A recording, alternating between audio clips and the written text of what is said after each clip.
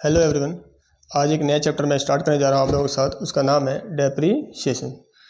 डेप्रीशिएशंस जो ये चैप्टर है, ये इंडिविजुअल लेवल पे देखा जाए तो जो क्लास 11th के बच्चे हैं, ठीक है, क्लास 11th उनके लिए इम्पोर्टेंट चैप्टर है ये।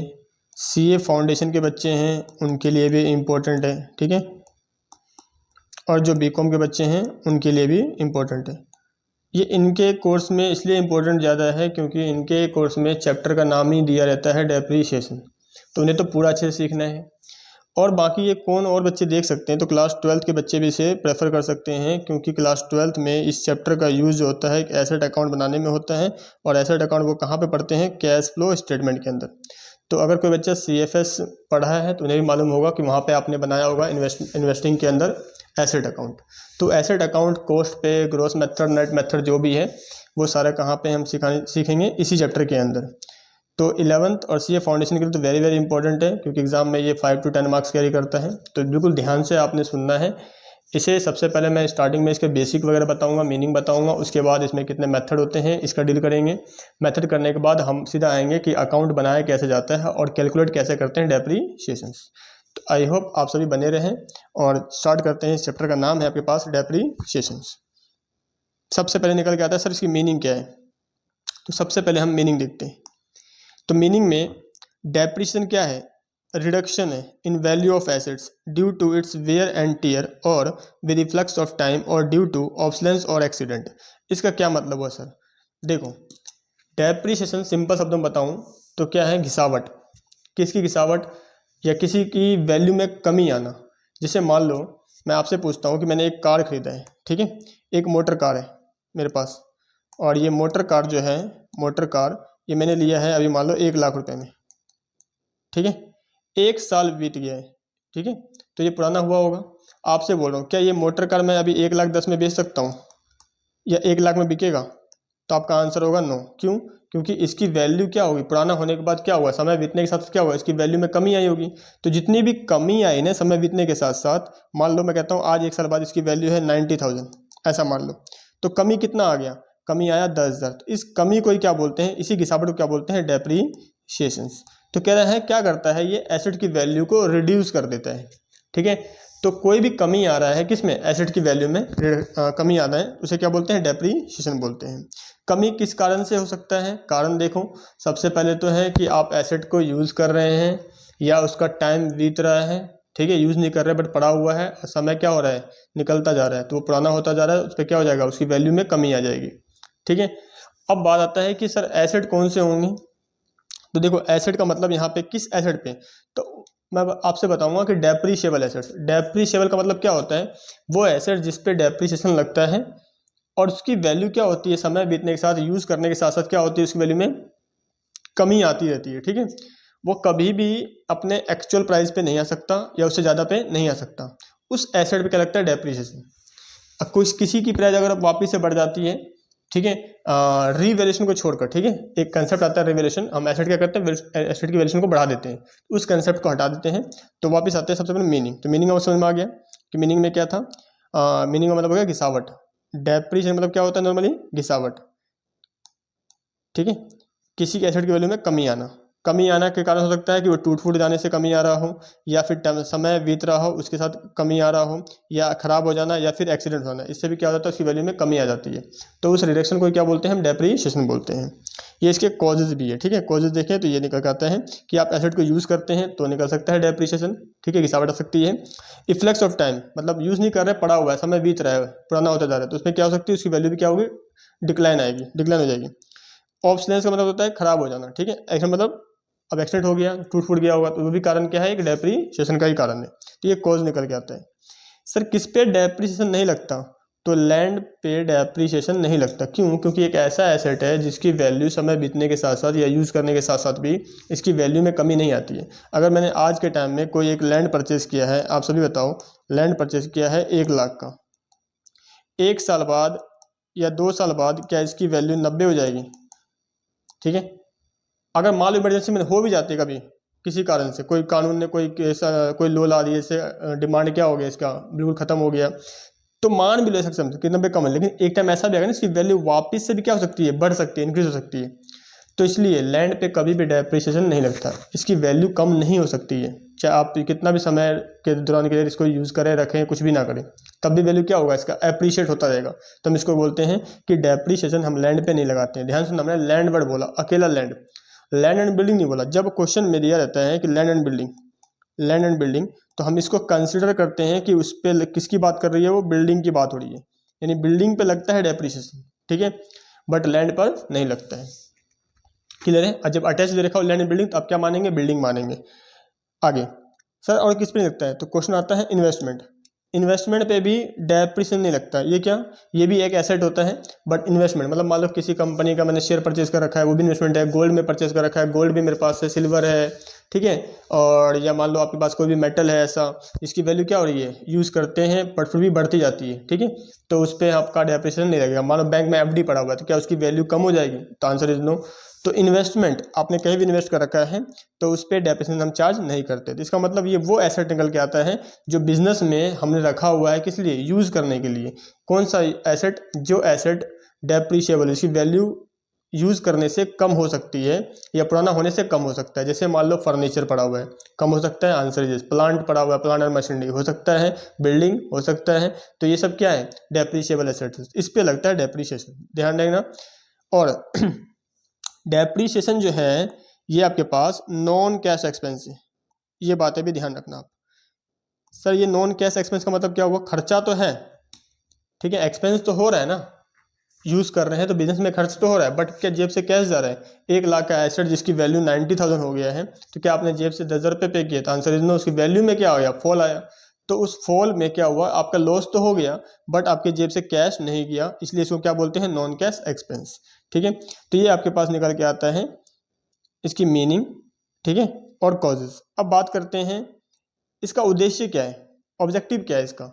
तो सर ऑब्जेक्टिव कुछ नहीं है, एक तो नॉर्मली है कि आपको करेक्ट प्रॉफिट और लॉस इससे मालूम चल जाता है। अगर आप डेप्रिसिएशन चार्ज करेंगे तो आपका प्रॉफिट जो है वो करेक्ट निकल के आता है। जैसे मान लो मैं कोई प्रॉफिट निकाला, मेरा 1 लाख आया, मालूम चला एक एसेट भी तो यूज़ कर रहा हूँ, उसकी वैल्यू भी तो क्या हो रहा है, डेप्रिशिएट हो रहा है, तो क्या उसका भी खर्चा कितना भी अनुमान के हिसाब से मान लो 5,000 4,000 लगाना चाहिए, लगाने से जो प्रॉफिट निकलता तो वो तो क्या होता, करेक्ट होता। तो इसलिए डेप्रिसिएशन चार्ज करने से आपका करेक्ट प्रॉफिट आता है, ठीक है। और इसे शो करते हैं हम क्या, फाइनेंशियल पोजीशन में जो दिखाते हैं वो ट्रू एंड फेयर व्यू होता है। क्यों, क्योंकि आपके पास एसेट जो है वो कॉस्ट पे दिखाने से क्या होगा, आप लगा नहीं रहे डेप्रिसिएशन, तो वैल्यू 1 लाख का 1 लाख पर रहेगा, ट्रू एंड फेयर व्यू नहीं मिलेगा। लेकिन अब हर साल यूज़ कर रहे हैं तो उसकी वैल्यू क्या हो रही है, कमी हो रही है, कम होने के साथ साथ दिखाएंगे तो ट्रू एंड फेयर व्यू मिलेगा। और दूसरा हेल्प करता है उस प्रोडक्शन, कॉस्ट ऑफ प्रोडक्शन में उसे निकालने में, ठीक है।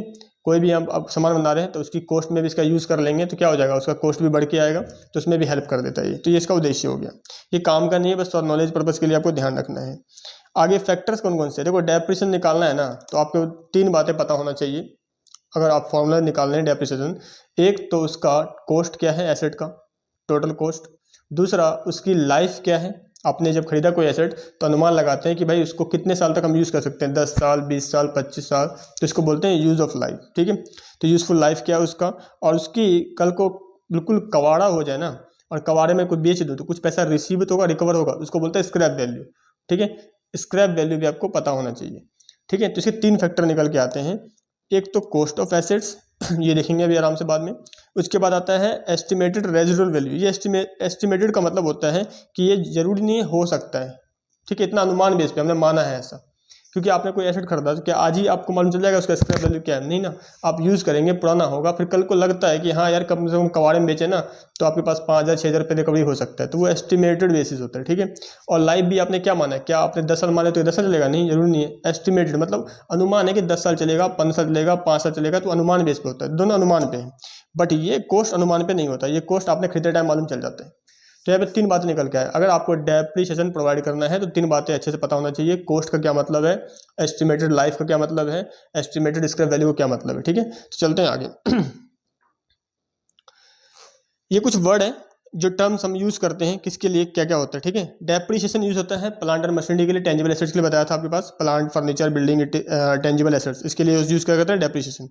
गुडविल के लिए यूज करते हैं अमोर्टाइजेशन, इंटेंजिबल एसेट्स के लिए, ठीक है, उसमें हम नहीं बोलते डेप्रिसिएशन लगे, उसका बोलते हैं अमोर्टाइजेशन। और डिप्रेशन कहाँ यूज करते हैं, जहाँ पे माइनिंग का काम चल रहा होता है वहाँ पे हम बोलते हैं डेप्रिसिएशन, ठीक है, डिप्रेशन। तो ये आगे चलते हैं, अब आते हैं मेथड ऑफ डेप्रिसिएशन पे कि सर मेथड क्या है इसका। कितने मेथड से हम निकालते हैं डेप्रिसिएशन। ठीक है, तो मेथड में बात करते हैं तो आपके पास दो मेथड निकल के आता है। एक आता है आपके पास स्ट्रेट लाइन मेथड, जिसे हम बोलते हैं शॉर्टकट में SLM। ठीक है, इसको हम क्या बोलते हैं, SLM मेथड। ठीक है, स्ट्रेट लाइन मेथड। इसी का दो नाम और है, एक है ओरिजिनल कॉस्ट मेथड, ठीक है, OCM। एक आपके पास आ गया ओरिजिनल कॉस्ट मेथड, एक आ गया फिक्स इंस्टॉलमेंट मेथड, एक आ गया आपके पास स्ट्रेट लाइन मेथड। तीनों जो है एक ही काम करता है, नाम अलग अलग है। इस मेथड में क्या होता है मैं आपको बताऊं कि ये आपने एक एसेट खरीदा मान लो, ठीक है, क्या देखते हैं, एक एसेट आपने मशीनरी खरीदा, कितने में, 1,00,000 रुपए में। ठीक है, मशीनरी परचेज कर लिया और मैं कहता हूँ इस पर अभी के लिए मान लो रेट एट 10% लगाना है डेप्रीशिएशन। ठीक है, तो पहले साल का कितना आया, 10,000। ठीक है, तो एक साल यूज़ कर लिया तो उसकी एसेट की वैल्यू कितनी हो गई सर, 90। अगले साल जो लगेगा डेप्रीशिएशन वो कितना लगेगा, 10 लगेगा, या जो 90 आया उसका लगाना है वापस से 10%। तो इसके लगाने के दो तरीके हैं। अगर आपने वापस से 10 लगा दिया तो एसेट कितना बचा, 80,000। तो जो वापस से लगाया है, तो मुझे बताओ क्या ये स्ट्रेट लाइन में चल रहा है, पहले 10 फिर 10 फिर 10 फिर 10, हर साल ऐसे यूज़ होता है, इसलिए नाम पड़ गया इसका SLM। दूसरा, क्योंकि ये 10 10 10 10 लगता है ना, इंस्टॉलमेंट का काम कर रहा है, इसलिए नाम पड़ गया इसका फिक्स इंस्टॉलमेंट मेथड। और एक, क्योंकि हम हमेशा 10 कैसे न्याय होगा, 90 पे निकाला 10% या 1,00,000 पे निकाला, तो आप कहोगे सर 1,00,000 पे निकाला होगा 10%, यहाँ के लिए भी और यहाँ के लिए भी, फर्स्ट ईयर भी और सेकंड ईयर भी। तो इसका मतलब है आपने ओरिजिनल कॉस्ट पे निकाला है। ठीक है, इसलिए नाम पड़ गया इसका ओरिजिनल कॉस्ट मेथड। तीनों नाम अलग अलग हैं, बोले जाते हैं, बट काम एक ही रहता है। मतलब आपको ध्यान रखना है, जहाँ भी SLM बोले, ध्यान सुनो, जहाँ भी SLM बोले, जहाँ भी ओरिजिनल कॉस्ट मेथड बोले, जहाँ भी फिक्स्ड इंस्टॉलमेंट मेथड बोले, ठीक है, इनमें से कुछ भी बोले, काम एक ही रहेगा। आपको ओरिजिनल कॉस्ट उठाना है एसेट का, कितना है, 1,00,000, और उस पर अगर परसेंटेज दिया है तो परसेंटेज निकाल के आपको निकाल लेना है साल का डेप्रीशिएशन, जो कि निकलेगा कितना, 10,000। और इसी को हम क्या करेंगे, कंटिन्यू करते रहेंगे हर साल के लिए। ठीक है, तो ये हो गया आपके पास SLM मेथड। एक मेथड और आता है, जैसे मान लो कोई कहेगा ना आप में से कि सर ऐसा क्यों कर रहे हैं, हमें तो 90 का निकालना चाहिए एक्चुअल में, अगले साल तो 90 का यूजर है, तो बिल्कुल ये भी सकते हैं। तो इसी का मेथड का नाम दिया गया अगला WDV मेथड। इसी को बोलते हैं डिमिनिशिंग मेथड। क्या बोलते हैं, डिमिनिशिंग मेथड। मतलब जो वैल्यू घट के आता है ना, हम उस पर फ्रेश निकालते हैं डेप्रिसिएशन। जैसे मान लो इसी क्वेश्चन में 1,00,000 का खरीदा आपने स्टार्टिंग में, और फर्स्ट ईयर लगाया 10%, कितना हो गया, 10,000। तो उस एसेट की वैल्यू कितनी रहेगी, होगी 90,000। अब 90,000 पे जब मैं वापस लगाऊंगा अगले साल डेप्रिसिएशन, उसका रेट है 10%, तो मुझे बताओ 1,00,000 पे लगाना है या 90 पे। तो WDV कहता है कि आपको 1,00,000 पे नहीं लगाना है, OCM में आपको लगाना है 90 पे। जो WDV वैल्यू है ना, रिटर्न डाउन वैल्यू, जो घटकर आया है, देखो घटकर जो वैल्यू आया है, इस पे लगाना है। तो इस पे जब लगाएंगे तो 9,000 आएगा, तो कितना बचेगा, 81,000। अगले साल के लिए किस पे लगेगा, 81,000 पे, यानी कितना, 8100 रुपये। तो ऐसे चलता है, इसी नाम पड़ गया इसका WDV। मतलब पहले माइनस करो, जो बचेगा उसका निकालो, फिर माइनस करो, जो बचा फिर उसका निकालो। तो इसका नाम क्या पड़ गया, WDV मेथड। SLM में क्या हो गया, ओरिजिनल कॉस्ट जितने में खरीदा था उसी पे निकलेगा। एक बात और आप ध्यान रखना, इस मेथड में डेप्रिसिएशन का अमाउंट सेम रहता है, लेकिन सेम अमाउंट तभी रहेगा हर साल जब आप उसका यूज़ पूरा एक साल कर रहे हैं। सर इसका क्या मतलब हुआ, जैसे मान लो ये भी हो सकता है मैंने फर्स्ट ईयर एसेट परचेज किया था 1 अक्टूबर को, ठीक है, और साल खत्म हो रहा है 31 मार्च, 31 मार्च को। तो क्या मैंने इस साल, ध्यान देखो, क्या मैंने पूरा साल भर यूज़ किया या 6 महीने यूज़ किया, तो आपका आंसर होगा 6 महीने। तो जब मैंने लगाया 1,00,000 पे 10%, तो अमाउंट तो निकला 10,000, लेकिन 10,000 नहीं लगेगा, इस साल लगेगा सिर्फ कितना, 6 महीने का, यानी कितना हो गया, 5,000। तो मैं कह सकता हूँ टाइम का भी इसमें इम्पैक्ट है। तो टाइम ध्यान रखना है, क्योंकि हम अकाउंट जब बनाते हैं पूरे एक साल का, तो उसमें देखेंगे उस एसेट को अगर आपने पूरा यूज़ किया पूरे साल भर के लिए, तो हम साल भर का लगाएंगे डेप्रिसिएशन। और आपने अगर पार्ट ऑफ द ईयर लगाया है, मतलब 3 महीने के लिए, 6 महीने के लिए, 5 महीने, तो उसको मंथ वाइज करेंगे फर्स्ट ईयर में, ठीक है। अच्छा, फिर सेकंड ईयर में क्या होगा, अगर सेकंड ईयर में पूरा यूज़ किया है तो पूरे साल का लगेगा। थर्ड ईयर में पूरा साल का यूज़ किया तो पूरे साल का लगेगा। अच्छा, फोर्थ ईयर में यहाँ पे अगर बेच दिया तो जितना यूज़ किया आपने उतने का लगेगा। तो ये ध्यान रखना, टाइम बेसिस होता है ये, ठीक है, याद रहेगा। तो चलिए, तो मैंने क्या बताया, लगाने के दो मेथड है, WDV और SLM मेथड। इसको फेमस जो नाम है इसका WDV SLM है। आइए, डिमिनिशिंग मेथड मैंने बता दिया, बैलेंस मेथड इसको और क्या बोलते हैं, रिटर्न डाउन वैल्यू मेथड बोलते हैं इसको। अंडर SLM मेथड ध्यान रखना है आपने, कैलकुलेशन करना है डेप्रिसिएशन का, when rate of depreciation is not given. अभी मेरे एग्जांपल में मुझे बताओ, क्या मैंने रेट दे दिया था 10%, आंसर इज यस। तो अगर रेट नहीं गिवन है तो क्या सर हम निकाल सकते हैं डेप्रिसिएशन, कोई फॉर्मूला है? तो आंसर इज यस, फॉर्मूला है आपके पास निकालने का, लेकिन ये फॉर्मूला जब एसएलएम मेथड आता है वहीं पे यूज़ करते हैं, डब्ल्यू में यूज़ नहीं करते हैं। ठीक है, डब्ल्यूडीबी में हमेशा आपको क्या मिलेगा? परसेंटेज मिल जाएगा, रेट मिल जाएगा। ठीक है, तो देखते हैं इसको। इसका निकालने का ये फॉर्मूला है, ध्यान रखना। अभी मैंने क्या बताया था, डेप्रिसिएशन जो निकलता है वो ईयरली निकलता है पहले, फिर उसको हम टाइम में चेंज कर देते हैं। अगर 6 महीने यूज़ किया तो 6 महीने के लिए पहले साल, और 8 महीने तो 8 महीने, 9 महीने तो 9 महीने, और 12 है तो पूरे साल का लग जाएगा। ठीक है, तो एग्जांपल समझते हैं अच्छे से इसको। पहले बात करते हैं ईयरली डेप्रिसिएशन की, पूरे साल का लगाना है। तो फॉर्मूला आता है total cost of assets minus में स्क्रैप वैल्यू डिवाइड में एस्टिमेटेड लाइफ ऑफ एसेट्स। क्या ये वही 3 फैक्टर निकल के आ गया जो बताया था मैंने आपको कि 3 फैक्टर चाहिए आपको डेप्रिसिएशन निकालने के लिए? एक total cost of assets, scrap value and estimated life of assets, संपत्ति का जीवन काल कितना है। तो समझते हैं एक एक करके। सबसे पहले मैं इनको खत्म करता हूँ, स्क्रैप वैल्यू और एस्टिमेटेड लाइफ ऑफ एसेट्स। ध्यान सुनना, ये दोनों क्योंकि एस्टिमेटेड होता है तो ये क्वेश्चन आपको देगा, आप अपनी मर्जी से नहीं निकाल सकते हैं। ठीक है, जैसे मान लो मैं कहता हूँ मैंने एक मोटर कार खरीदा और मेरा अनुमान है ये 20 साल तक यूज़ होगा, और 20 साल बाद ना एक कबाड़ा हो जाएगा, और कबाड़ा में पता है कितना मिलेगा मुझे? 20,000 रुपये। ध्यान सुनना वापस से, मैंने एक आज मोटर कार खरीदा, मोटर कार लिया कितने में? 1 लाख रुपए में। मेरा अनुमान है इसे यूज़ करूँगा मैं पता कितने साल? 20 ईयर्स। और 20 ईयर्स के बाद जब कबाड़ा हो जाएगा, बिल्कुल यूजलेस हो जाएगा, तो इसे बेचूंगा ना, तो मुझे लगता है कि कहीं ना कहीं कबाड़े वाली वैल्यू ना इसकी निकल के आएगी 10,000 रुपये। 10 में ले लेगा कोई ना कोई। ठीक है, अब मुझे बताओ कि इसमें हर साल इसकी वैल्यू में कितना फॉल आया, यानी डेप्रिसिएशन। तो कह रहे हैं, ध्यान सुनो, लॉजिक से बात करते हैं, फोना भूल जा बोले। कितने का एसेट खरीदा आपने? आप कहेंगे सर 1 लाख का एसेट खरीदा। अच्छा, क्या कुछ रिकवरी हो रहा है कोस्ट में? कोस्ट में कुछ रिकवरी हो रहा है, कल को पैसा मिल सकता है मुझे? तो आंसर यस, मिल सकता है। कितना? 10,000 रुपये स्क्रैप वैल्यू।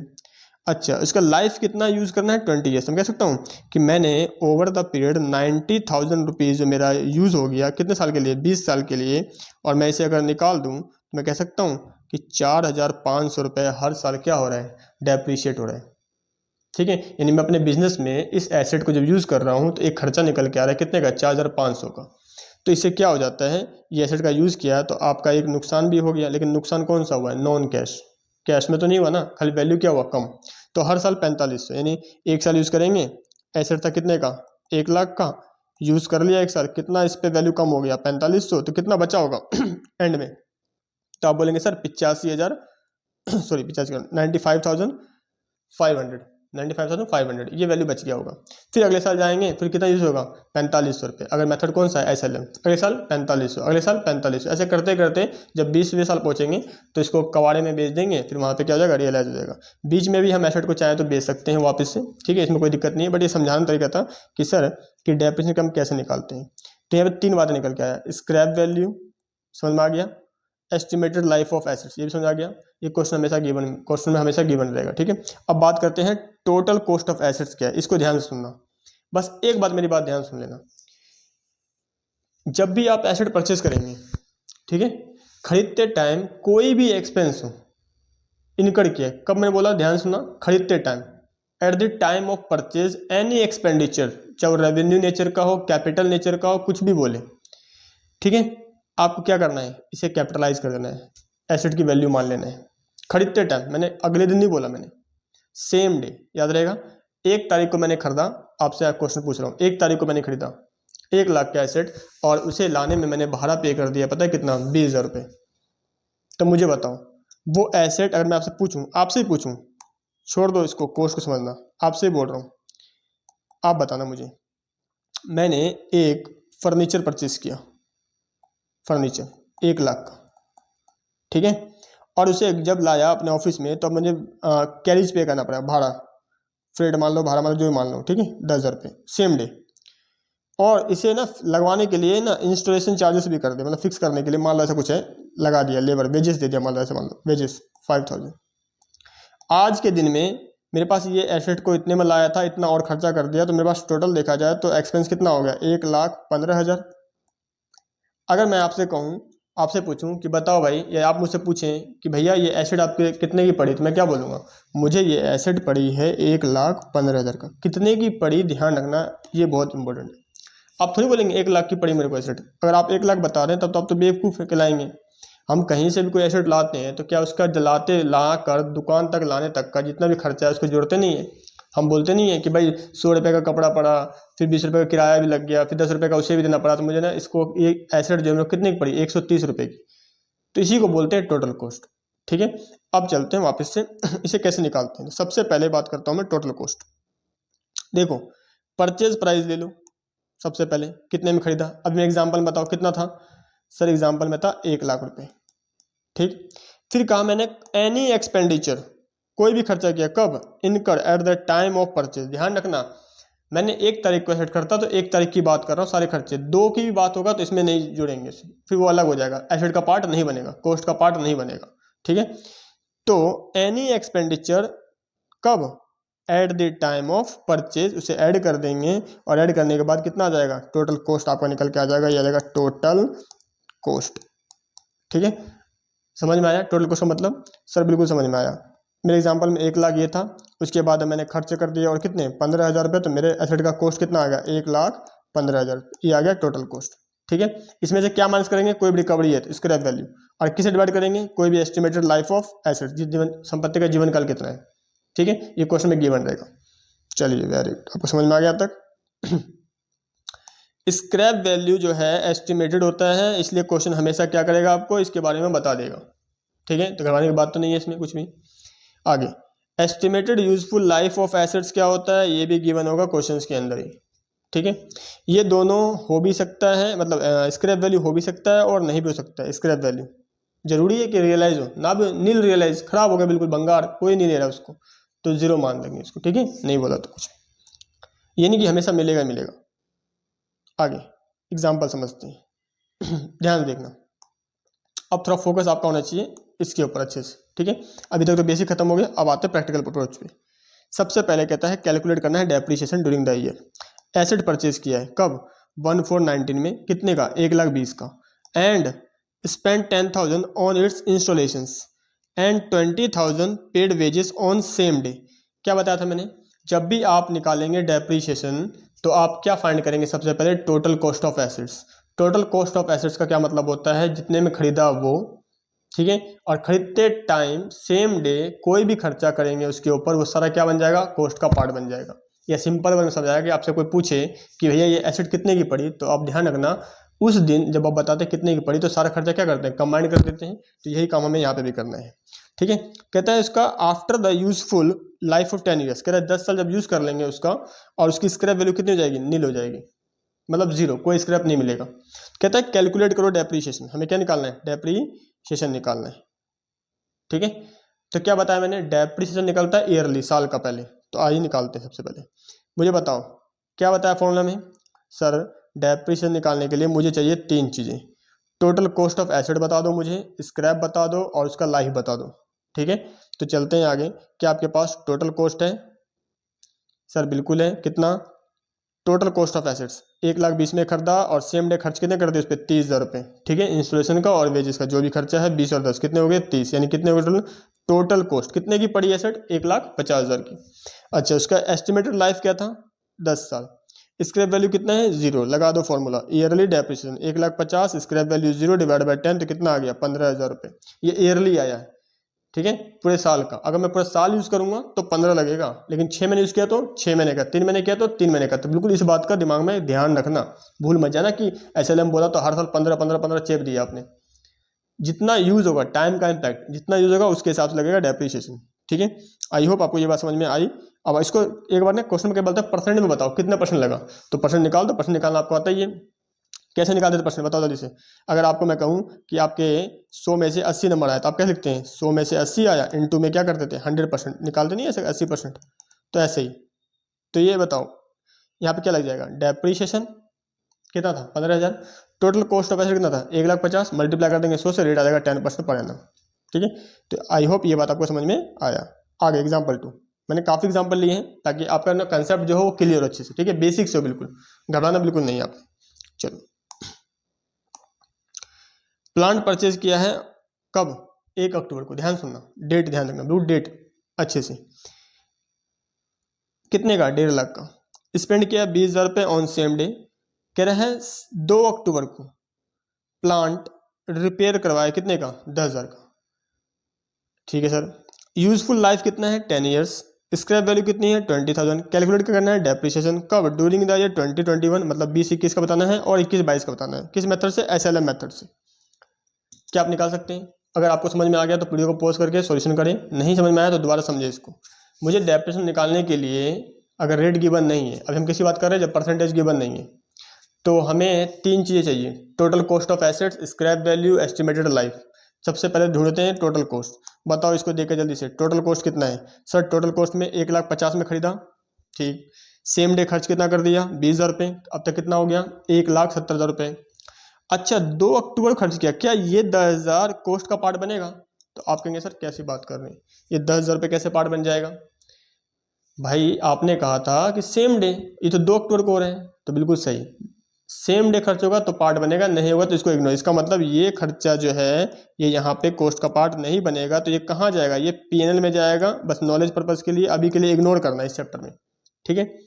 हमें टोटल कॉस्ट ढूंढना है, टोटल कॉस्ट मिल चुका है 1,50,000 प्लस में 20,000 और खर्च करिए, कितने हो गए, 1,70,000। तो देखिए सबसे पहले क्या निकालेंगे, टोटल कॉस्ट 1,50,000 प्लस में 20 कितना आ गया, 1,70,000। कोई दिक्कत नहीं इसमें, बिल्कुल सही। उसके बाद स्क्रैप वैल्यू देखते हैं, कितना स्क्रैप वैल्यू था।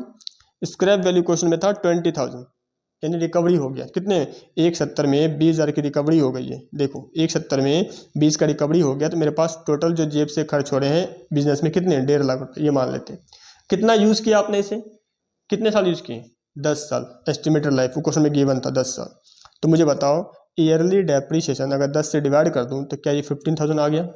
कोई दिक्कत नहीं है। लेकिन क्वेश्चन ने क्या मांगा था, ड्यूरिंग द ईयर 2021 में कितना लगेगा ये बताओ। देखो 1 साल का ये मांगा है, अगले साल का ही मांगा है, ठीक है, घिसावट बताना है आपको।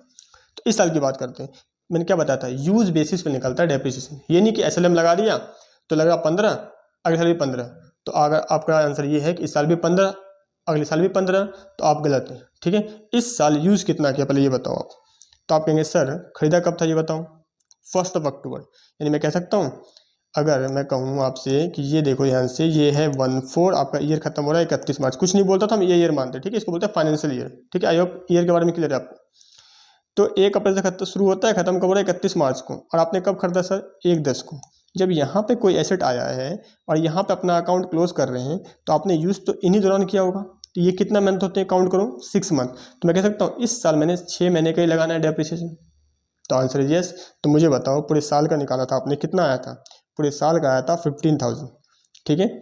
और उसके बाद हमने देखा कि एसेट परचेज किया था 1/10 को, इसलिए इस पे फर्स्ट ईयर लगेगा डेप्रिसिएशन कितने का, 6 मंथ का। और 6/12 कर दे तो कितना निकल गया, 7,500। ये सब कैलकुलेशन है, ये निकालना आएगा ना तो आप बड़े जो क्वेश्चन है उसमें ना कभी भी आपसे मिस्टेक नहीं होगी इन चीज़ों पे, ठीक है, गलती नहीं करेंगे। इसलिए मैं थोड़ा सा टाइम ज़्यादा ले रहा हूँ, उसके ऊपर आगे बढ़ते हैं। अच्छा नेक्स्ट ईयर बताओ, क्या नेक्स्ट ईयर पूरा यूज हुआ होगा, कुछ बोला नहीं क्वेश्चन में कब भी कहें, तो हम मानेंगे पूरा यूज हुआ, तो पूरे साल का कितना लगा देंगे, 15,000 रुपये। तो ये आ जाएगा 15,000। क्यों लगा, क्योंकि मेथड क्या था, SLM मेथड था। SLM क्या बताया था, जब भी SLM होगा आपने सीधा ओरिजिनल कॉस्ट पे निकाल देना है। तो मैंने ओरिजिनल कॉस्ट पे निकाला था, देखो कितना आया था, 15,000, दिख रहा है, ये रहा 15,000। तो यही आपका हर साल यूज हो जाएगा। चलो ये भी समझ आ गया। अब कुछ नोट पढ़ लेते हैं, क्या लिखा मैंने, देखो ध्यान से देखो।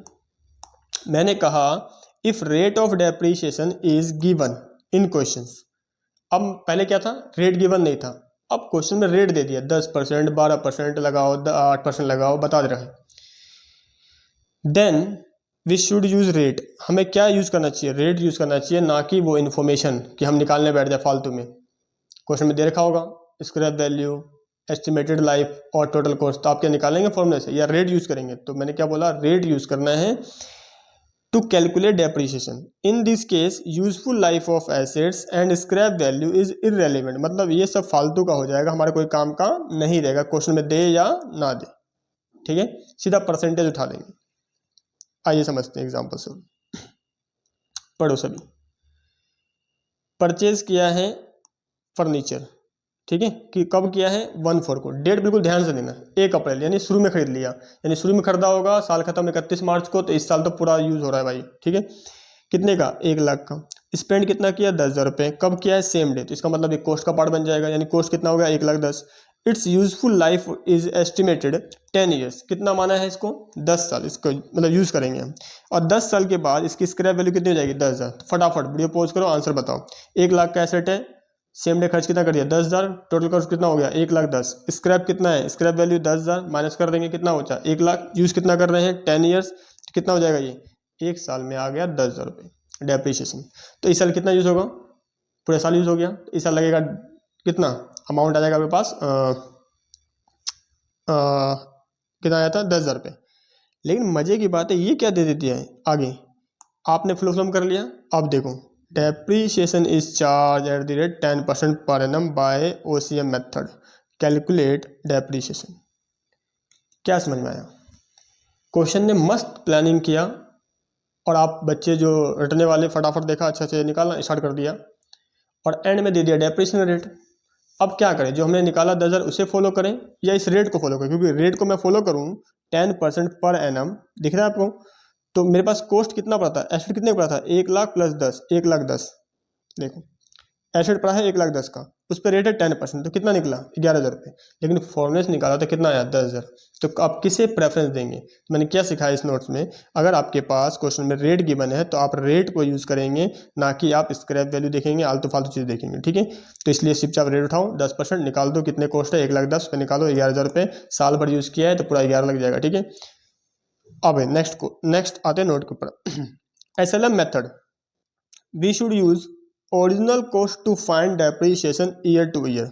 हमेशा हर साल अगर आपको लगाना है डेप्रीशिएशन, मेथड है ओरिजिनल कॉस्ट मेथड, तो आपको क्या लेना है? SLM मेथड के अंदर ओरिजिनल कॉस्ट पता करना है। जैसे मेरे पास एसेट का कॉस्ट कितना था? 1,10,000, तो 1,10,000 पे निकाला मैंने कितना? 10%। तो ऐसे इस बात का ध्यान रखना है। चलिए, अगला मेथड आता है डिमिनिशिंग बैलेंस मेथड, इसको बोलते हैं रिटर्न डाउन वैल्यू मेथड। मैंने क्या सिखाया कि देखो दोनों में क्या डिफरेंस है। एक एसेट 1,00,000 का खरीदा है, उस पर 10% डेप्रिसिएशन है, तो ऑप्शन मेरे पास ये है कि मैं हर साल 10-10 लगा दूं। ठीक है, या दूसरा ऑप्शन है कि 1,00,000 का खरीदा, 10,000 लगा दिया, कितना बचा? 90। फिर 90 का लगाऊंगा, फिर उस पर जो माइनस करेंगे फिर उसका लगेगा, मतलब जो वैल्यू निकल के आएगा हर साल उस पर लग रहा है रेट। इसको बोलते हैं WDV। एग्जाम्पल समझाता हूँ मैं आपको। Diminishing balance method, diminishing balance method return down value method बोलते हैं। Rate of depreciation is always given होगा। इस मेथड में मजे की बात है, आपको हमेशा परसेंटेज मिलेगा। ठीक है, ऐसा हो सकता है परसेंटेज ना दे वो। ठीक, चलिए क्वेश्चन देखते हैं, एग्जांपल देखते हैं इसका भी। मैंने सबके एग्जांपल लिए हैं तो घबराने की बात नहीं है। आई होप आपको अच्छा लग रहा हो, समझ में आ रहा है। चलिए पढ़ते हैं। एसेट परचेज किया कब? 1/4 को। जैसे देगा क्लिक हो गया दिमाग में, एक अप्रैल, यानी साल भर यूज़ किया होगा। ठीक है, 1,00,000 का एसेट्स है, रेट है कितना? 10% पर एनम। कैलकुलेट करना है डेप्रिसिएशन फर्स्ट ईयर का और सेकंड ईयर का। चलो बताओ भाई, फर्स्ट ईयर की बात करते हैं। 1,00,000 का एसेट है, कोई कॉस्ट और कुछ नहीं बोला है, 10% का रेट है, कितना जाएगा? 10,000 रुपये आ गया। अगले साल बताओ सेकंड ईयर, तो सेकंड ईयर एसेट की वैल्यू अब 1,00,000 नहीं रहेगा, 1,00,000 में से 10,000 तो गिरावट हो गया, तो कितना बचा? 90,000। तो ये मेथड क्या बोलता है? डिमिनिशिंग की जो घट के आया ना वैल्यू उस पर निकलेगा परसेंटेज। तो घट के कितना आया? 90, इस पे निकाल दिया 10%, कितना आ गया? 9,000। और यही SLM होता ना, तो पता कितना आता? फर्स्ट ईयर भी 10 आता, सेकंड ईयर भी 10 आता। ठीक है, तो आई होप आपको ये दोनों डिफरेंस भी क्लियर हो गया, SLM और WDV। मेरा एक क्वेश्चन आपसे, ठीक है, आपने पढ़ा हुआ होगा, नहीं पढ़ा तो अच्छी बात है, ध्यान सुनना। दोनों में से कौन सा बेस्ट मेथड है? बताओ कौन सा बढ़िया है? किसके साथ जाएंगे आप? बेस्ट मेथड कौन सा है? जल्दी जल्दी बताओ, जल्दी जल्दी। SLM बढ़िया दिख रहा है आपको? SLM में एक चीज़ पता क्या कर रहा है? 1,00,000 का एसेट है, हर साल 10 यूज हो रहा है, तो पता है 10-10 करते करते करते लास्ट में कितना एसेट बचेगा? 0। बट WDV में क्या होगा कि हर साल जब WDV बन रहा है, 10,000 लगाया, फिर 90 बचा, फिर 90 पे 10%, 9,000 लगाया, कितना बचा? 81,000। फिर इस पर लगेगा, तो इसमें ना एसेट की वैल्यू क्या है? 0 नहीं हो सकती। तो आप कहेंगे बेस्ट तो आपके पास ये है जो एसेट की वैल्यू 0 नहीं कर रहा है, या कोई बोलेगा ये है बेस्ट, 0 हो जाए तो अच्छी बात है, होने दो। तो बता दूं मैं, AS10 आता है इसके ऊपर। ठीक है, अभी तक मैंने बताया नहीं था, अब आते हैं प्रॉपर बात करते हैं, ध्यान से। AS10 अकाउंटिंग स्टैंडर्ड 10 जो बात करता है property plant and equipment PP, वहाँ पे ये दोनों मेथड लिखा हुआ है, तो इसका मतलब है दोनों ही बेस्ट है, चॉइस आपके ऊपर है। इनकम टैक्स में ध्यान से सुनो, इनकम टैक्स के अंदर जब पढ़ोगे आप आगे चलकर, वहाँ पे WDV ज़्यादा प्रेफर किया गया, SLM कुछ जगह पे है, ज़्यादा नहीं है, मैक्सिमम जो है WDV मेथड लगाते हैं। ठीक है, तो बस नॉलेज पर्पज के लिए था, काम का नहीं है आपके लिए, बस ध्यान रखना कहीं पूछ लिया आपसे। दोनों मेथड भी क्या है, बेस्ट है, SLM लगाओ या फिर WD लगाओ, दोनों ही क्या है, बेस्ट है। क्यों? क्योंकि ASTM ने दे रखा है मेथड दोनों। चलो अब हम आते हैं अकाउंटिंग ट्रीटमेंट पे। सर वो तो निकाल लिया, कैलकुलेट करना आ गया डेप्रिसिएशन, अब मुझे बताओ डेप्रिसिएशन निकालना आ गया, मेथड भी समझ में आ गया, SLM क्या है, WD क्या है, लेकिन इसका प्रेजेंटेशन कैसे करें। एंट्री मांगेगा तो सर एंट्री क्या क्या हो सकता है, और आपके पास लेजर मांगेगा तो एसेट अकाउंट कैसे बनाएंगे, तो इसके ऊपर आप चर्चा करने जा रहे हैं, तो बिल्कुल ध्यान से बने रहना। सबसे पहले जर्नल एंट्री, क्योंकि क्वेश्चन मांग सकता है कि एंट्री बताओ। अगर आप एसेट परचेस करते हैं, और मैं मानता हूं आप सभी का जनरल एंट्री जो है वो आप अच्छे से कर चुके हैं चैप्टर, और आप सभी एक्सपर्ट हैं, तो जल्दी से आप मुझे बताएंगे एसेट परचेस की एंट्री क्या होती है। तो आप बोलेंगे सर एसेट आया, एसेट अकाउंट डेबिट, नगद खरीदा तो कैश बैंक, और उधार है तो वेंडर का नाम आ जाएगा। तो ये आ जाएगा asset account debit to bank to cash या वेंडर, ठीक है, कुछ हो सकता है। अच्छा, ईयर एंड हो गया, तो क्या उस पर लगाएंगे डेप्रिसिएशन, तो आंसर यस, अभी सिखाया मैंने। साल भर यूज कर लिया तो क्या होगा, उसकी वैल्यू में कमी आएगी, कमी कितना आएगी वो अपने निकालना सीख लिया है SLM या WD मेथड से, तो क्या बोलते हैं उसको, डेप्रिसिएशन। अब चार्ज कर दिया, डेप्रिसिएशन आपके लिए क्या है, लॉस है, और लॉस को हम क्या करते हैं, डेबिट करते हैं, आपको पता है अच्छे से। तो डेप्रिसिएशन अकाउंट डेबिट, इससे क्या होती है, एसेट की वैल्यू कम हो जाती है जब से पैसे नहीं जाते, तो टू एसेट अकाउंट, एसेट आता है तो डेबिट, जाता है तो क्रेडिट, तो ये एंट्री बन गया depreciation account debit to asset account. I hope आपको ये भी समझ में आ गया। उसके बाद इस डेप्रिसिएशन खर्चा होता है कहाँ भेज देते हैं, प्रॉफिट एंड लॉस में, ठीक है। तो ईयर एंड जैसे होगा तो आप कहाँ भेज देंगे उसको, profit and loss account debit to depreciation account, ठीक है। उसके बाद और क्या कर सकते हैं, एसेट का, एसेट बेच सकते हैं। अगर एसेट बेचेंगे तो बैंक आएगा, bank account debit to asset account, और जो डिफरेंस आएगा तो प्रॉफिट आएगा, लॉस आएगा, या तो फिर प्रॉफिट आएगा, लॉस है तो यहाँ पे आ जाएगा डेबिट, प्रॉफिट है तो यहाँ पे आ जाएगा, ठीक है। आगे अब बात करते हैं कि जो कंसेप्ट आपका मेन शुरू होता है वो यहाँ से, कि क्वेश्चन जब एग्जाम में आते हैं हाई प्रोबेबिलिटी चांस से एंट्री वेटर तो पूछ सकते हैं एकाध में कहीं भी, बट अकाउंट कैसे बनेगा, लेजर अकाउंट, एसेट अकाउंट, तो हम आज अब सीखने वाले हैं यहाँ से एसेट अकाउंट। अराउंड मुझे 36 मिनट अराउंड हो गए बेसिक से लेकर मेथड समझाने में। अब क्योंकि मेथड क्लियर है, आपका बेसिक क्लियर है, सब कुछ मालूम चल चुका है, अब यहाँ से मैं उम्मीद करता हूँ जितना भी टाइम लगे लगने दो, अब मेरे साथ बनना है अच्छे से और समझना है कि अकाउंट कैसे बनता है। तो मैं यहाँ पे अकाउंट बनाने के लिए दो मेथड यूज़ करूँगा। एक मेथड का नाम है, मैंने डेप्रिसिएशन का मेथड नहीं बोला, मैंने बोला अकाउंट बनाने के लिए दो मेथड यूज़ करूँगा। एक होता है ग्रोस मेथड, एक होता है नेट मेथड। सबसे पहले जिन बच्चों ने पढ़ा हुआ होगा, ठीक है, उनके लिए तो समझ में आ गया होगा नेट क्या है, ग्रोस क्या है। जिन्होंने नहीं पढ़ा वो समझे बात को।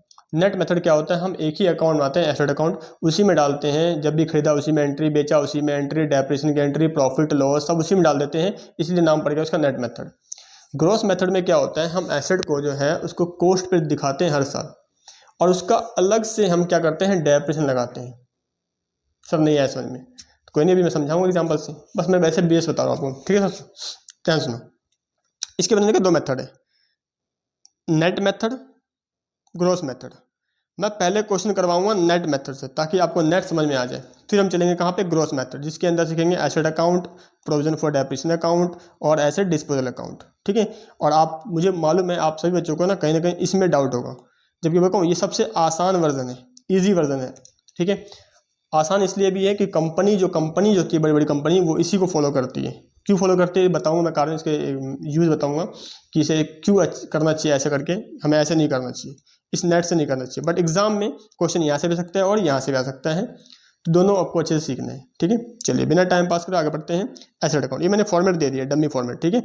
इसमें मैक्सिमम लाइन आइटम यही आएगा, ओपनिंग बैलेंस होगा एसेट का, खरीदा होगा तो यहाँ पे आएगा, कोई बेचा होगा तो यहाँ पे आएगा, उस पर डेप्रिसिएशन लगेगा, कोई लॉस है तो यहाँ आया, प्रॉफिट है तो यहाँ आया, एसेट का रिवर्सन कर दिया या बढ़ाया होगा तो यहाँ पे, घटाया होगा तो यहाँ पे, और कोई एसेट को हमने राइट ऑफ कर दिया वो यहाँ पे आ जाएगा, बाकी बैलेंस शीट आ जाएगी। ये लाइन आइटम, मैंने येलो आइटम जो लिखा है यहाँ पे, ये काम का नहीं है अभी आपके लिए, ठीक है। ये हाई लेवल पे काम आता है, जैसे CA फाउंडेशन बच्चे हैं उनके लिए, ठीक है।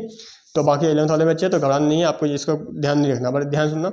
हम क्या करते हैं आगे चल के पढ़ेंगे, आप एसेट की हम ना वैल्यूएशन कर देते हैं, ठीक है। जैसे मान लो एक एसेट मैंने खरीदा 1 लाख है, अब ध्यान आया 2 साल बाद 10,000 यूज़ किया, 10,000 यूज़ किया, गिसावट लगाया, कितना बचा 80,000, फिर ध्यान आया अरे मार्केट में तो उसका प्राइस 1,20,000 है, तो क्या वैल्यू बढ़ा सकते हैं, तो आंसर बढ़ा सकते हैं। जैसे बढ़ाएंगे तो एक एंट्री होती है, उसे बोलते हैं हम asset account debit to revaluation account, ठीक है। अच्छा क्या घटा भी सकते हैं, तो आंसर ये घटा भी सकते हैं, फिर वहां से डेप्रिसिएशन ना उसके अमाउंट पे लगता है, ठीक है। तो ये दो चीज़ें ध्यान रखना, मैं बता दिया आपके लिए। और एसेट राइट ऑफ का मतलब होता है बिका नहीं है, खराब हो गया, पूरा खराब, बिका ही नहीं है, बेचा तो भी हटेगा एसेट, खराब हो गया राइट ऑफ कर दिया बिल्कुल ही यूजलेस, यहाँ आ जाएगा, ठीक है। तो दोनों चल सकता है आपके पास। राइट ऑफ हो गया तो पूरा ही नुकसान है, कहाँ बेचेंगे, प्रॉफिट एंड लॉस में। और बेचते हैं तो वहाँ पे कहीं ना कहीं प्रॉफिट हो सकता है और लॉस, प्रॉफिट है तो इस साइड आ जाएगा, लॉस है तो इस साइड आ जाएगा, ठीक है। ये एंट्री से बनता है लेजर अकाउंट, और आप सबने लेजर अकाउंट देखा होगा ध्यान से। आगे सुनो, एग्जाम्पल समझते हैं इसको अच्छे से। मैंने एग्जाम्पल लिया है और ये 4 एग्जाम्पल से मैं ये दोनों अकाउंट सिखाने जा रहा हूँ, तो बिल्कुल ध्यान से यहाँ से अपने बातें को सुनना है, समझना है, वीडियो को स्लो कर लो सब, ठीक है। सबसे पहले एग्जाम्पल मैं करवाऊंगा और इसके एसेट अकाउंट बनाना सिखाऊंगा, ठीक है। चलिए क्वेश्चन पढ़ते हैं सबसे पहले। चलो भाई, सुहानी लिमिटेड ने परचेज किया है मशीन्स, कितने का, 2.5 लाख रुपए का, इंक्लूडिंग इंस्टॉलेशन कॉस्ट, मतलब इसमें सब कोस्ट क्या ऐड कर दिया है, तो अब मैं टोटल कॉस्ट कितना पड़ा, 2.5 लाख का। ऑन 1 Jan 2020, कब खरीदा है, 1 जनवरी को। तो अब दिमाग में ये आता है कि सर ईयर भी देखना पड़ेगा कि ईयर कब खत्म हो रहा है, कि 2 ईयर खत्म होता है, तो 31 मार्च को, 31 दिसंबर को। 31 दिसंबर क्या बोलते हैं, कैलेंडर ईयर, मार्च को क्या बोलते हैं, फाइनेंशियल ईयर। तो ये हो रहा है 1 जन को परचेज किया, अभी पता नहीं खत्म कब हो रहा है, देखेंगे बाद में। कह रहा ऑन 1 10 2022, यानी 1/10/22, यानी 20 के बाद सीधा 22 आ गया, यानी 2 साल बीच में कुछ भी ट्रांजेक्शन नहीं हुआ। मैं आपको ना एक आसान तरीका सिखा रहा हूँ। क्वेश्चन जब भी आप, कितना भी डिफिकल्ट क्वेश्चन हो, उसे पढ़ने के लिए एक फ़ोटो बनाएंगे हमेशा, इस बात का ध्यान रखना। ये मैंने बना दिया फ़ोटो ऐसे। कब खरीदा, मैं आपसे पूछता हूँ। कह रहा है 1 Jan 2020 में खरीदा, परचेज क्या किया आपने, एसेट परचेज किया है, कितने रुपए का, क्वेश्चन में था 2,50,000 रुपये का। ध्यान सुनना, हमेशा फोटो बनाना, ठीक है, घबराना नहीं, प्रैक्टिस हो जाएगी सब अच्छी। उसके बाद कहता है 1/10/22, इसका मतलब है 21 में कुछ नहीं हुआ, 22 आया है, इसमें अक्टूबर की बात कर रहा है 1/10, ठीक है। तो मुझे बताओ, अगर ये ईयर देखना पड़ेगा ना, ईयर कौन सा है पहले, तो ईयर देख लेते हैं एक बार। क्वेश्चन में ईयर कहता है क्लोज हो रहा है 31/12, यानी दिसंबर का ईयर है, ठीक है। अब दिसंबर का ईयर है ना, पता है 1 जन को शुरू होता है ना, खत्म भी कब होता है पता है, 31 दिसंबर 2020 में ही होता है। क्या आपको ये बात पता है, या मैं ऐसे ही फालतू बोल रहा हूँ, मालूम है, या ईयर खत्म कब होगा, 31/12/2020। ईयर चेंज नहीं होता, 20 में शुरू 20 में खत्म। बच्चे तो डेट में ही गलती कर देते पहले बात तो समझने में, इसलिए का फोटो बनाओ आराम से, ठीक है। उसके बाद फिर से 1 जन को स्टार्ट होगा, खत्म कब होगा, ये होगा 31 दिसंबर 2021। तो मैं कह सकता हूँ 21 में ही शुरू है, 21 में ही खत्म है, फिर जन 22 आ जाएगा, ठीक है। फिर यहाँ से शुरू होगा आपके पास जैन, फेब, मार्च, अप्रैल, मई, जून, जुलाई, अगस्त, सितंबर, अक्टूबर, नवंबर, दिसंबर, फिर जन आ जाएगा ऐसे ही, ठीक है। तो अब सुनो ध्यान से, क्वेश्चन में था कि स्टार्टिंग में खरीदा है 1 जैन को, और सीधा 22 में बोल रहा है कुछ ना कुछ हुआ है, अभी क्या हुआ देखेंगे। मेरा एक क्वेश्चन है आप सभी से, मुझे बताओ 20 में खरीदा 1 जैन को, ईयर खत्म हो रहा है 31 दिसंबर को, क्या आपने ये एसेट पूरा साल यूज़ किया है, हाँ या ना में आंसर देना। तो आंसर है पूरा साल, 12 महीने यूज़ किए, तो यानी फर्स्ट ईयर जो लगेगा डेप्रिसिएशन वो पूरा 12 महीने का लगेगा, ठीक है। कैसे निकालेंगे, परसेंटेज है क्या है, किस मेथड से देखेंगे आराम से, बट आपको मालूम चल गया फर्स्ट ईयर यूज़ किया है पूरा 12 महीने, तो 12 महीने का। अच्छा, क्या सेकंड ईयर भी पूरा 12 यूज़ किया है, तो आंसर है सेकंड भी क्या किया, पूरा 12 महीने यूज़ किया, तो 12 महीने का लगेगा, ठीक है। अच्छा, थर्ड ईयर देखते क्या बोलते हैं। तीसरे साल में कहता है 1/10 को मशीन वाज सोल्ड फॉर 1,50,000, कह रहा है 1/10 को हमने बेच दिया उस मशीन को। आइए चलते हैं, मुझे बताओ 1/10 कहाँ पे आएगा, तो मैं कह सकता हूँ 1/10 यहाँ कहीं मान लो 1/10 है, ठीक है, यानी 1 अक्टूबर क्या किया आपने, सोल्ड कर दिया, कितने में बेचा था, 1,50,000 में। अब थोड़ा बढ़िया बुद्धि लगाना अपना, प्रॉफिट लॉस आपको निकालना है, ये मैं नहीं बताऊंगा, ठीक है। क्यों नहीं बताऊंगा, क्योंकि अभी आपको बस खाली विजुलाइज करवाऊंगा, आप खुद ही आंसर बताएंगे, ठीक है। 1,50,000 में बेच दिया, कह रहा डेप्रीशिएशन जो हमें प्रोवाइड करना है 10% पर एनम लगाना है, रेट दे दिया तो हमें मतलब ही नहीं है, स्क्रैप वैल्यू, लाइफ बाय, हटा दो सबको। किस मेथड से लगाना है सर, फिक्स इंस्टॉलमेंट मेथड। बताओ इसका क्या मतलब था, इसका मतलब था ओरिजिनल कॉस्ट जितने में खरीदा उस पर लगेगा 10%, जो घट के वैल्यू आएगा उस पर नहीं, ठीक है। अकाउंट्स क्लोज हो रहा है 31 दिसंबर, मैंने बता दिया आपको ईच ईयर। और आपको ना मैं कह रहा हूँ 22 में बेचा, तो इसका मतलब 3 साल का आपसे अकाउंट मांग सकता है, फर्स्ट ईयर, ठीक है, फर्स्ट ईयर, सेकेंड ईयर, और ये आपका थर्ड होगा फाइनल ईयर। 3 साल का अकाउंट बना के दिखाओ, तो यही आपको सीखना है कि अकाउंट कैसे बनता है। चलिए स्टार्ट करें सोल्यूशन इसका। अब इसका करते हैं सॉल्यूशन, जैसे मैंने फॉर्मेट दे दिया आपको, तो सीधा आते हैं क्वेश्चन सॉल्यूशन पे। ध्यान से देखना भाई, सॉल्यूशन नंबर क्वेश्चन फर्स्ट। ठीक है, क्या खरीदा था, एसेट का नाम देख लो, एसेट का नाम क्या है, तो आपने खरीदा था मशीन, तो यानी मशीन अकाउंट, जो एसेट होगा उसका नाम डाल देंगे। ठीक है, लिख दिया यहाँ पे मैं मशीन अकाउंट, मशीन अकाउंट। ठीक है, अब जो मैं अकाउंट बनाना सिखा रहा हूँ ना, इसको ग्रोथ बोलते हैं, नेट बोलते हैं, बनाने के बाद बताऊंगा। ठीक है, अभी फोकस करना आप। तो इसके लिए कॉलम कौन कौन से बनेंगे, देखो एक कॉलम बना लो आप डेट का, particular amount, date, particular and amount. ठीक है, ये प्रेजेंटेशन होता है। और यहाँ पे आपके पास एक कॉलम बन जाएगा आपके पास डेबिट, इधर लिखना है डेबिट, कॉर्नर में यहाँ लिखना क्रेडिट। मशीन अकाउंट है किसके बुक्स में, यहाँ पे पूरा लिखना है, प्रॉपर बता दो क्वेश्चन कैसे करना है एग्जाम में। ठीक है, बुक्स ऑफ किसका था वो, सुहानी लिमिटेड, सुहानी लिमिटेड उसके बुक्स में। ठीक है, मशीन अकाउंट। अब आ जाते हैं कॉलम में जो लिखा है यहाँ पे मैंने, क्या क्या बनेगा, एक कॉलम डेट का है, तारीख बताएंगे, particular amount, date, particular amount. मैं एक क्वेश्चन प्रॉपर कर देता हूँ, उसके बाद ना जल्दी फास्टली करा दूंगा। ठीक है, कंसेप्ट जरूरी है, ये फॉर्मेट तो आपको पता ही होगा, चलो नहीं पता तो ध्यान दे लो। अब बताओ, आपसे पूछता हूँ, जैसे आपने ये इमेज ड्रॉ कर लिया, क्या इससे आधे क्वेश्चन तो याद भी हो गए होंगे आपको, इसको विजुलाइज करके, कि सर फर्स्ट ईयर में सिर्फ एक मशीन ही खरीदा है, इस साल कोई चेंजेस नहीं हुआ है। ठीक है, तो इसका मतलब है पूरा यूज़ किया साल भर, यहाँ पे कुछ बैलेंस बचा होगा, फिर अगले साल भी यूज़ किया, फिर उसके बाद यहाँ पे आके कहीं ना कहीं एसेट को बेच दिया। यानी पहले तो हम चुपचाप चलते हैं, 2 साल तक बनाते हैं अकाउंट और एसेट की वैल्यू पता करते हैं। तो आपसे पूछूंगा मैं, एसेट खरीदने की एंट्री बताओ जल्दी जल्दी। Asset account debit to bank, machine खरीदा था, नाम बताओ। Machine account debit to bank, very good, machine account debit to bank. आ जाओ, मशीन अकाउंट डेबिट, ये अकाउंट है डेबिट किसके नाम से, बैंक के नाम से। ईयर बताओ सर 2020 था, तारीख था 1 जनवरी, खरीदने की एंट्री होती है machine account debit to bank account. क्या कैश भी लिख सकते हैं, लिख सकते हैं, बट आप मैक्सिमम केसेस में क्या लिखना, बैंक, नगद है तो। ठीक है, उधार है तो नाम डाल देंगे वेंडर का। कितने में खरीदा, सर खरीदा था 2,50,000 में, ये क्वेश्चन में गिवन था 250। ठीक है, अब मुझे बताओ क्या उस साल कोई भी ट्रांजेक्शन हुआ, तो आंसर इज नो। ठीक है, साल खत्म होता है, साल खत्म कब हो रहा था, 2020 में ही, तारीख क्या था 31 दिसंबर। ईयर चेंज नहीं होता, अप्रैल वाले में ईयर चेंज होता है। ठीक है, क्या लगाएंगे इस पे, डेप्रीशिएशन, बाय डेप्रीशिएशन अकाउंट। कितने मंथ का सर, पूरे साल यूज किए तो कोई मंथ नहीं, सीधा लगा दो 10%। ठीक है, रेट गिवन था 10%, तो यहाँ पे लिख देंगे कितना है, 2,50,000 का खरीदा था, उस पर कितना परसेंट, 10% लगा देंगे पूरे साल का। तो मुझे बताओ कितना अमाउंट आ जाएगा, ये आ जाएगा मेरे पास 25,000, 25,000 का लग गया डेप्रीशिएशन। तो मैं आपसे पूछूं कि ईयर के एंड में उस एसेट की क्या वैल्यू रह गया, तो आप बोलेंगे सर उस एसेट की वैल्यू हो जाएगी आपके पास ईयर एंड में 31/12 को, मेरे पास जो बैलेंस बचेगा उस एसेट का घिसावट होने के बाद, 2.5 लाख का था, 25 का घिसावट हो गया, तो कितना बचा भाई, 2,25,000 का एसेट बच गया।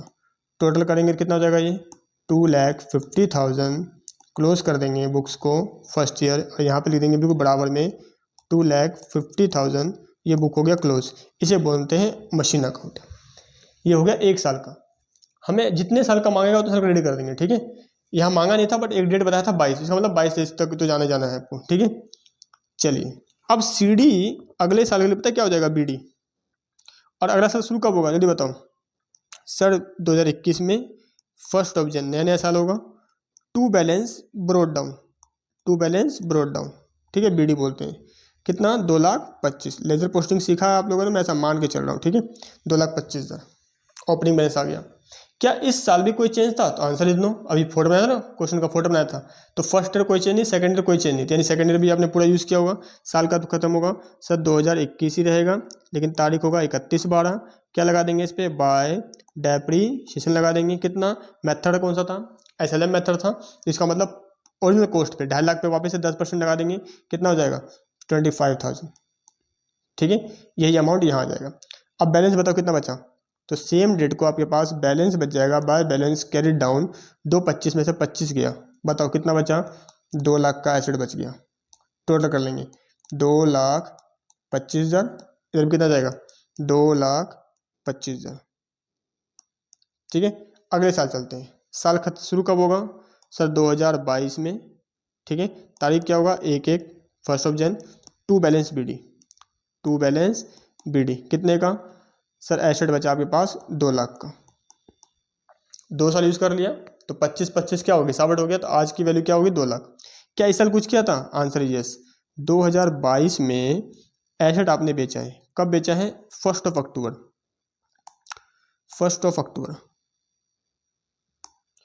1/10 को बेचा है। कितने में? तो बाय बैंक अकाउंट। ध्यान सुनना, जब भी बेचेंगे बाय बैंक अकाउंट। सोल्ड कितने में बेचा? तो क्वेश्चन में लिखा था 1.5 लाख। दिखा दूं मैं आपको,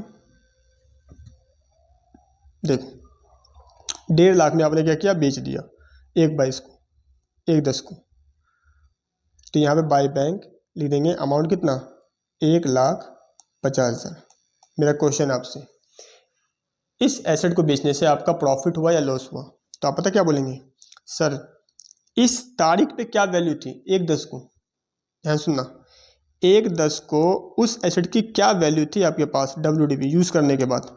तो आप बोलेंगे सर 1 जनवरी को तो 2 लाख था। तो आपने इस साल यूज़ भी किया होगा।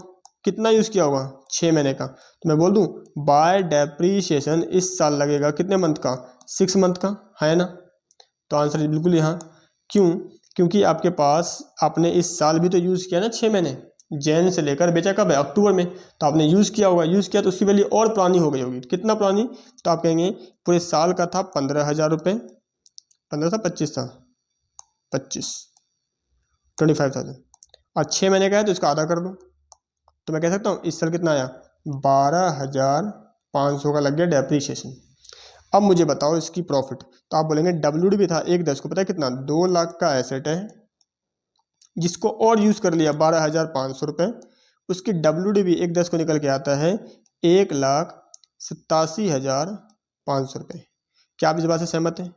उसकी वैल्यू आज के डेट में 1 अक्टूबर को कितना है? 1,87,500। अच्छा, इसे सेल कर दिया कितने में? सर 1,50,000 में। यानी 1,87,500 का एसेट है जिसे हमने बेचा 1,50 में। तो मेरा नुकसान आ गया कितना? 37,500 का। ये क्या आ गया? लॉस आ गया। और लॉस को हम कहाँ दिखाते हैं? लॉस को हम बाय करके दिखाते हैं। तो यहाँ पर लिख देंगे बाय प्रॉफिट एंड लॉस। ये लॉस आया, इसके लिए वर्किंग नोट बना दिया मैंने। कितना? 37,500 रुपये का।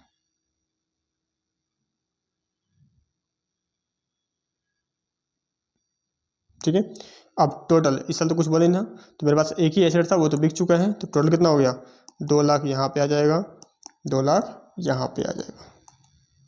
आई होप आपको ये अकाउंट जो है समझ में आया। 3 साल का ऐसे अकाउंट बनते हैं। ठीक है, किस मेथड पे था ये? सर SLM मेथड पे था। तो क्या हम इस क्वेश्चन को किसी और मेथड से भी कर सकते हैं WDV से? तो आंसर इज यस। अगर WDV से करते तो क्या इफेक्ट आता? अब उसकी बात भी कर लेते हैं। सेम क्वेश्चन आते। क्वेश्चन नंबर 2 में क्या कहता है देखो, इन अबव क्वेश्चंस, ऊपर वाले क्वेश्चंस में प्रिपेयर करना है मशीन अकाउंट डिमिनिशिंग मेथड से। चलो इसे भी करते हैं डिमिनिशिंग से। अभी किया हमने किससे? SLM मेथड से। अब ये दोनों मेथड से करेंगे तो आपको अच्छे से क्लैरिटी मिल जाएगा कि क्या चेंजेस हो रहे हैं। ठीक है, ये हो गया SLM मेथड। अब हम अकाउंट बनाने जा रहे हैं किससे?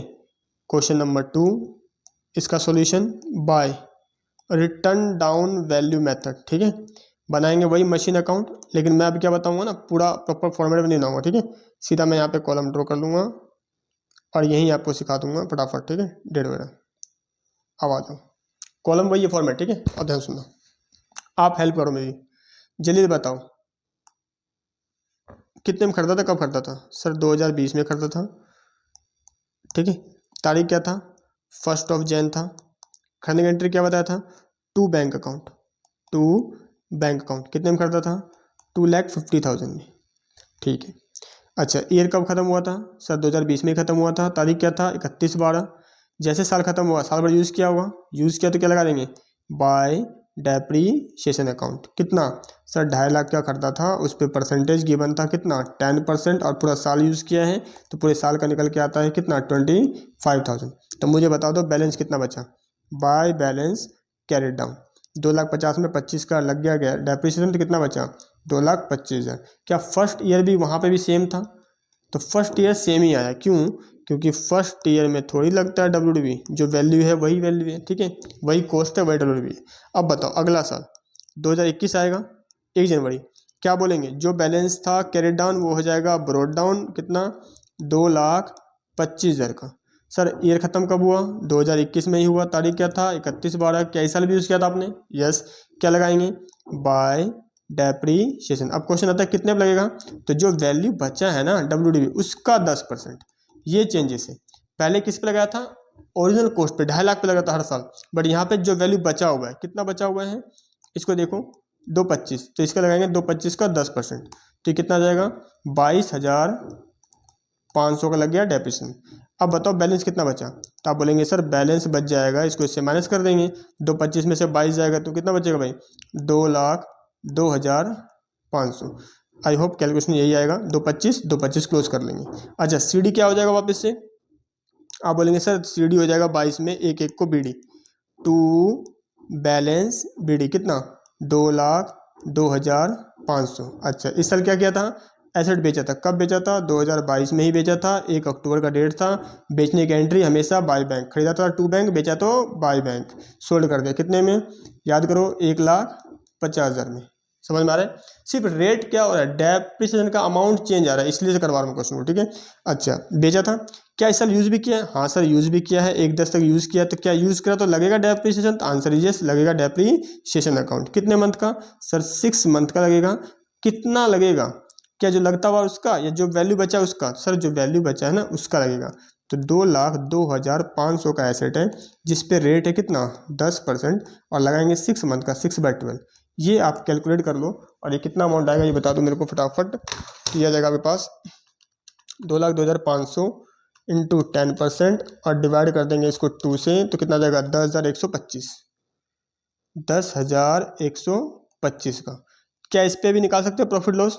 तो मुझे बताओ WDV कब का? 1/10 का। तो बैलेंस था 2 लाख, शुरू में 2,02,500 और इस साल हमने यूज़ करा कितना 10,125 और यूज़ कर लिया। तो मेरे पास आज के टाइम पे उसकी वैल्यू कितनी थी एसेट की? तो आप बोलेंगे सर 2,02,500 में से यूज़ करा है 10,125 का, तो मेरे पास आज के डेट पे उसकी वैल्यू है 1,92,375 रुपये। ठीक, कितने में बेच दिया? इसे सेल कर दिया था 1,50,000 रुपये में। तो बताओ भाई 42,375 का क्या निकल के आ गया?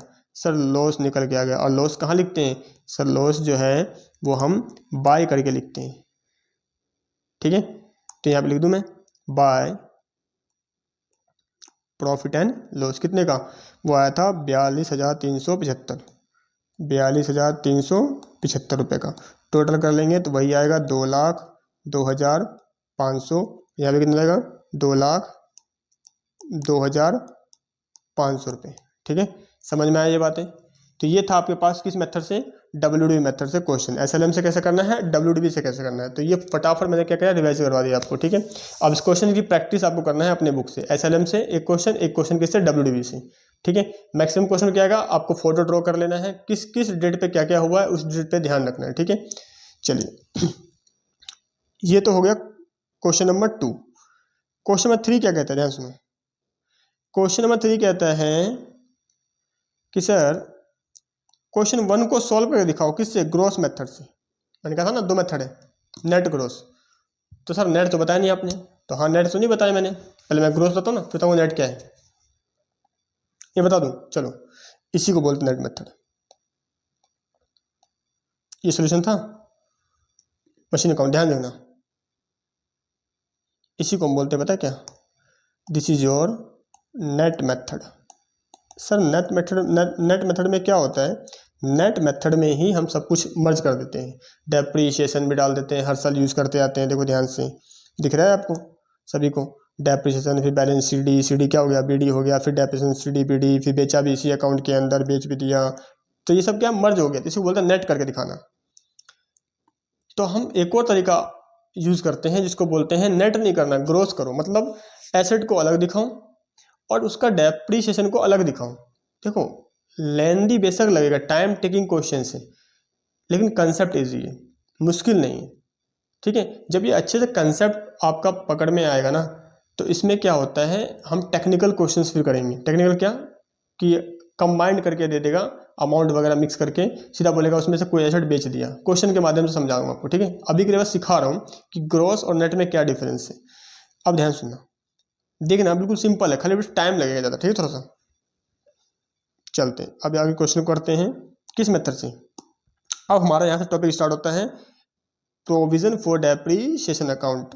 ठीक है, तो मैं यहाँ पे लिख देता हूँ हेडिंग, यहाँ से 1 घंटे लगभग अराउंड हो गया 1 घंटे। ठीक है, 1 आवर्स यहाँ से स्टार्ट होता है। कौन सा अकाउंट, हेडिंग है प्रोविजन फॉर डेप्रीशिएशन अकाउंट, इसी का दूसरा नाम है एक्यूमुलेटेड डेप्रीशिएशन अकाउंट, इसका नाम बोले या प्रोविजन फॉर डेप्रीशिएशन बोले। ठीक है, ये स्टार्ट करने जा रहे हैं, तो बिल्कुल थोड़ा सा आप ध्यान से और देखना है। ये लास्ट टॉपिक है, फिर इसके बाद एसेट डिस्पोजल देखेंगे, फिर आपका क्या करना है, क्वेश्चंस की मैं प्रैक्टिस करवा दूंगा। ठीक है, टाइम लगना है, लगने दो, कोई दिक्कत नहीं है। ये बहुत इंपॉर्टेंट कंसेप्ट है, मैंने कहा ना कहाँ कहाँ रेलिवेंट कर रहा है, इसलिए ध्यान से 10 मार्क्स यहीं से मिलेंगे आपको। चलिए, उसी क्वेश्चन को मैं करवाऊंगा किससे, उस मेथड से, ग्रॉस मेथड से। ठीक है, तो ग्रॉस में क्या होता है, एक बनाऊंगा मैं अभी एसेट अकाउंट, फिर इसको एनालाइज करवाऊंगा। ठीक है, एसेट अकाउंट बना दिया मैंने, सेम वही डेट पर्टिकुलर अमाउंट। ठीक है, फिर से डेट पर्टिकुलर एंड अमाउंट, बिल्कुल थोड़ा सा कंसंट्रेट करना, बिल्कुल बातों को ध्यान सुनना। और मैं यहाँ पे बनाऊंगा मैं एक्यूमुलेटेड डेप्रीशिएशन अकाउंट अलग से, या प्रोविजन फॉर डेप्रीशिएशन अकाउंट। और देखना कितना सिंपल सा तरीका है, आपको लगेगा कि ये क्वेश्चन है इतना इजी। अभी देखो, ठीक है, तो मैं नाम लिख दूँ यहाँ पे, क्वेश्चन नंबर 3 है, इन्हीं की प्रैक्टिस करना आप। ठीक है, पहले इन्हीं क्वेश्चन की जो मैं करवा रहा हूँ। क्वेश्चन 3 सॉल्यूशंस किस मेथड से जल्दी बताओ, this is your gross method. क्या एग्जाम में ग्रॉस बोलेगा, तो यस ग्रॉस बोल सकते हैं, या बोलेगा आपको बनाना है दोनों अकाउंट अलग अलग, प्रोविजन भी और एसेट अकाउंट भी, तो समझ जाना ग्रॉस मेथड है। ठीक है, तो सबसे पहले अकाउंट का नाम पता है क्या होगा, एसेट अकाउंट। एसेट का नाम क्या था बताओ, मशीन अकाउंट, मशीन अकाउंट, उसी क्वेश्चन का फिगर लेंगे। ठीक है, अच्छा दूसरा क्या है यहाँ पे, सर इसका नाम है एक्यूमुलेटेड डेप्रीशिएशन बोलो, या प्रोविजन फॉर डेप्रीशिएशन अकाउंट बोलो, आपने पूरा लिखना है। ठीक है, कोई भी एक नाम लिख देना है। चलो अब ध्यान सुनना, सबसे पहले मैं आपसे ही पूछूंगा, आप ही बताएंगे एसेट परचेज क्या था, क्या एंट्री क्या था, जल्दी बताना। एसेट परचेज हुआ था सर, एसेट परचेज में आपने डेट डाला था 2020, तारीख था 1 जनवरी, एंट्री किया था to bank account, to bank account. Very good, याद है आपको कितने का, ये हमारा तो दो सर 2.5 लाख में खरीदा था, सब याद है, वेरी गुड। अच्छा ईयर कब एंड हुआ था, सर ईयर एंड हुआ था 2021 में ही, तारीख क्या था 31/12। ध्यान सुनना मेरी बात, मैं क्या कर रहा हूँ देखो, यहाँ लिख रहा हूँ डेप्रीशिएशन बाय डेप्रीशिएशन, आपको दिख नहीं रहा होगा मैंने लिखा। अब देखो यही चीज़ ना मैं उठा के यहाँ दिख रहा हूँ, अब यहाँ दिखेगा आपको वो चीज़ें। डेट था कॉलम 2021, तारीख क्या था 31/12, क्या लिख दिया मैंने, बाय डेप्रीशिएशन अकाउंट। और मेथड कौन सा है, SLM यूज कर रहा हूँ। ठीक है, मान लेना SLM मेथड से, SLM। कितना अमाउंट था 25,000, याद आया कुछ कैसे निकाला था, हाँ सर याद आया, क्योंकि एसेट की वैल्यू है 2,50,000 और रेट था उस पर कितना 10%, तो उतना ही अमाउंट आ गया। ध्यान देखना, क्या मैंने ये वाला अमाउंट यहाँ से उठाकर यहाँ पोस्टिंग कर दिया है, बाकी सब कुछ सेम है क्या, चेक करो इसे। यही तरीका है, इसी को बोलते हैं कि एसेट अकाउंट किसी ना ग्रोस में। इससे क्या होता है ना, प्रेजेंटेशंस में आपको मान लो ऐसे आप डिस्क्लोज करते हैं बातों को, अभी एंड में करवाऊंगा। ठीक है, अभी के लिए आगे बढ़ते हैं, ध्यान सुनना। ईयर खत्म हो गया, हाँ सर ईयर खत्म हो गया, अब दोनों अकाउंट को क्लोज करना होता है। ठीक है, क्लोज कैसे करते हैं, तो 31 यहाँ पर इस साइड कमी आ रहा है, तो क्या बोलते हैं, इधर बोलते हैं हम बाय बैलेंस कैरिड डाउन। जब इधर कुछ यूज ही नहीं हुआ तो मैं कह सकता हूँ 2.5 लाख का 2.5 लाख रहेगा, है ना सर? बिल्कुल सही बात है, 2.5 लाख का 2.5 लाख, 2.5 लाख का 2.5 लाख टोटल करना, ठीक है। अकाउंट टैली वैसे ही करते हैं, मैंने ऐसे शॉर्टकट बताया आपको, मैं कर देता हूँ तो कहीं आप कहीं यहाँ कर देता हूँ भाई 2,50,000, 2,50,000 इधर भी ना रहेगा 2,50,000। नेक्स्ट टाइम मैं नहीं करवाऊंगा तो ध्यान रखना से, ठीक है। 2,50,000 1 साल का हो गया। अब सीडी जो है वो क्या हो जाएगा बीडी, कब? 2021 के बाद क्या आता है भाई? 22 ना, कब खत्म था? अच्छा 20 में था क्या, सॉरी 20 में था। और ये अभी कितना जाएगा? 21 आ जाएगा 1 जनवरी। इस साल इस अकाउंट को भी क्लोज करना है आपने, ठीक है। तो फटाफट क्लोज कर दो। तो यहाँ पे भी ईयर में कितना आएगा? 20 आ जाएगा। और यहाँ पे ख़त्म कब होगा सर? 20 में ही ख़त्म होगा। तारीख क्या होगा? 31/12। इधर आपके पास बैलेंस है तो इधर इसका सीडी इधर आएगा, ठीक है।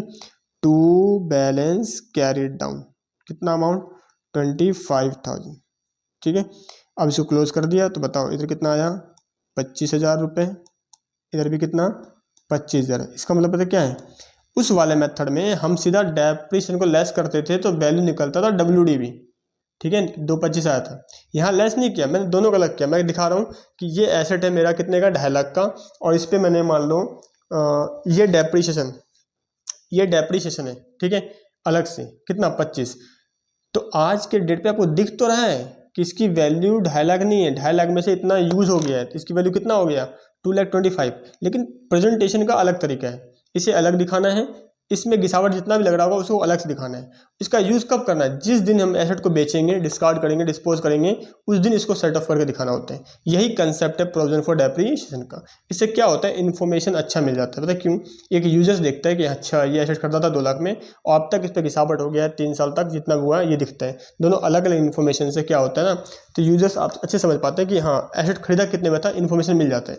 बट हर साल जब वैल्यू को लेस कर दिखाते हैं ना तो इन्फॉर्मेशन रह जाता है, कहीं ना कहीं मिस हो सकता है आपसे, ठीक है। 3 साल बाद आप दिखा रहे हैं एसेट का प्राइस कितने दिखाएं? 70,000 रुपये। कितने में खरीदा था कोई आइडिया है? नहीं आइडिया है। बट हम कोस्ट पे जब दिखाते हैं तो हमें मालूम चलता है कितने का कॉस्ट है, ठीक है। चलिए ये तो हो गया 1 साल का, मैंने इसलिए बताया आपको। अब देखो सेम प्रोसेस है। अब सीडी क्या हो जाएगा? BD, to balance BD. बताओ कितना सर? इसमें तो कोई चेंज होगा ही नहीं फिर तो। बिल्कुल सही बात है, चेंज होगा ही नहीं। जब तक कोई एसेट और नहीं खरीदा या कोई एसेट बेचा नहीं, कोई चेंज नहीं होगा। 2.5 लाख 2.5 लाख चलता जाएगा, ठीक है। ठीक है सर, एक एसेट पे ध्यान सीखना है, बाकी जितने एसेट आएंगे सब पे काम सेम ही रहेगा, ठीक है सर। ईयर एंड नहीं होगा?